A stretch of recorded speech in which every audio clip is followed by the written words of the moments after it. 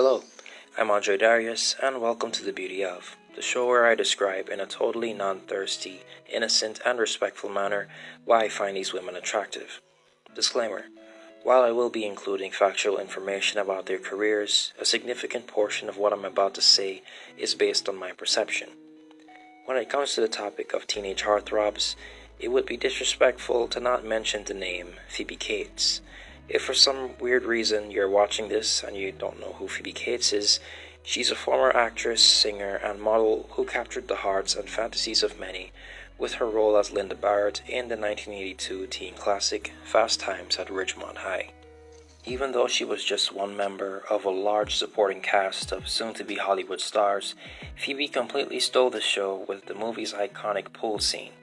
If you know anything about Fast Times at Ridgemont High, then I'm sure you know exactly the scene that I'm talking about.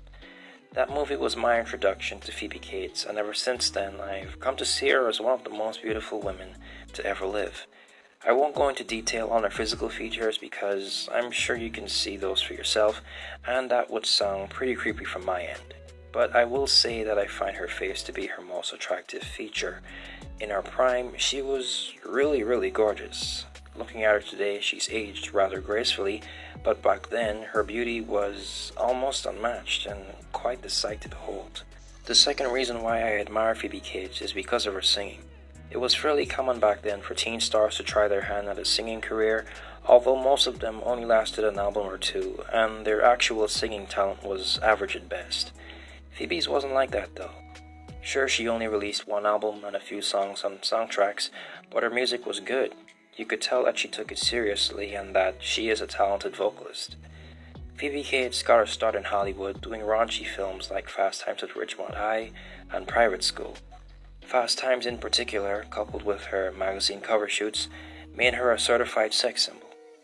But for the rest of her career, she chose to do films that were more marketable to general audiences, a move that certainly paid off since she was able to bag the role of Kate Beringer in the Gremlins franchise, as well as deliver entertaining performances in unfortunately underrated films like Date with an Angel, Bright Lights, Big City, Shag, and Heart of Dixie.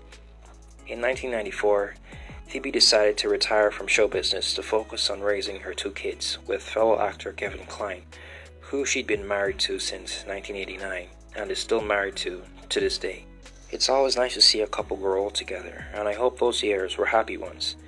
We've reached that part of the video where I share my final thoughts, so I'm going to be completely frank with you and admit that the only reason why I made this video about Phoebe is because of her looks. The usual golden rule is that I have to be significantly attracted to more than just a woman's physical features, but for Phoebe, I had to make an exception because yes, I am that attracted to her.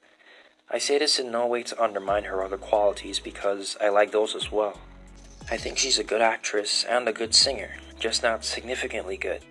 If we're being fully honest here, it's safe to say that her mesmerizing looks played a huge part in her success. With all that said, Phoebe Cates has left her mark on film history and of course on my heart.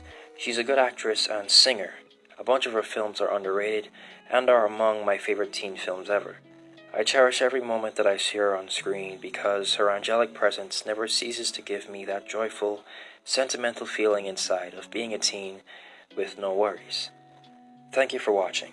Don't forget to like, share, comment, subscribe, and hit the notification bell to know when I upload next. This has been Andre Darius, and I'll see you all next time. God bless.